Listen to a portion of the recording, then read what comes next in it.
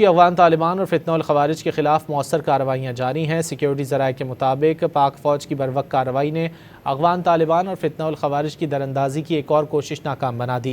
पाक फ़ौज की जानिब से शुमाली वज़ीरिस्तान के करीब सिद्ध गाँव में दहशत गर्दों की दरअंदाजी की कोशिश को नाकाम बनाया गया।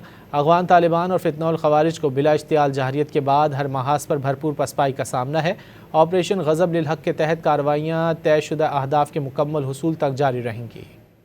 की अफगान तालिबान और फितनौल खवारिज के खिलाफ मौसर कार्रवाइयाँ जारी हैं। सिक्योरिटी ज़राए के मुताबिक पाक फ़ौज की बरवक्त कार्रवाई ने अफगान तालिबान और फितनौल खवारिज की दरअंदाजी की एक और कोशिश नाकाम बना दी। पाक फ़ौज की जानिब से शुमाली वज़ीरिस्तान के करीब सिद्ध गाँव में दहशत गर्दों की दरअंदाजी की कोशिश को नाकाम बनाया गया।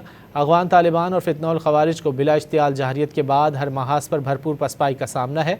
ऑपरेशन गज़ब लिल हक़ के तहत कार्रवाइयाँ तयशुदा अहदाफ के मुकम्मल हुसूल तक जारी रहेंगी।